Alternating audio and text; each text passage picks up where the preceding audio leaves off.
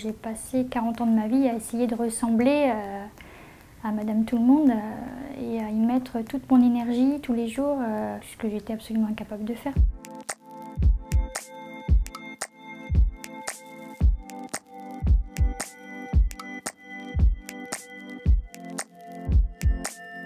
Il y a l'idée reçue que l'autisme se voit tout de suite au premier abord et que si on est autiste, ça doit se détecter tout jeune, tout petit. On peut être autiste et en souffrir et que ce soit quasiment invisible aux yeux des gens. Chez moi, ça se manifeste par les difficultés sociales et relationnelles, des troubles de la communication, des difficultés sensorielles. Mon cerveau traite toutes les informations qu'il voit, donc tous les détails, donc c'est extrêmement fatigant. Et idem pour les bruits, les lumières.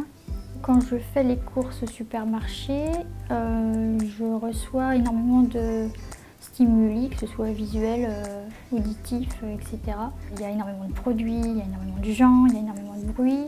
Et du coup, j'ai tendance même souvent à oublier une partie de ce que je suis venue chercher parce que je veux partir au plus vite du magasin. Je ne sais pas parler des banalités ou avoir une discussion qui n'est pas des fins concrètes. Enfin, je sais le faire, mais ça me fatigue énormément. Voilà, ça me met, des fois même, ça m'énerve parce que j'ai l'impression de perdre du temps.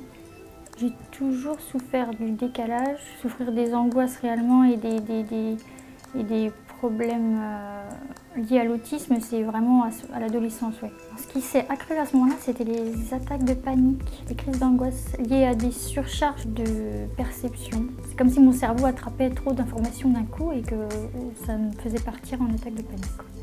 Le fait de devenir maman, ça a changé complètement ma vie parce que j'ai pour la première fois eu des impressions positives sur moi-même. J'ai pu m'occuper de quelqu'un d'autre que moi-même et donc me décentrer de moi-même, donc de mes soucis aussi. Alors le monde du travail, c'était très compliqué pour moi. J'ai eu des expériences toujours assez courtes. Je n'arrivais pas à avoir de relations avec mes collègues de travail. Et en plus de ça, un gros stress pour être toujours souriant, dynamique, répondre au téléphone, c'était extrêmement compliqué.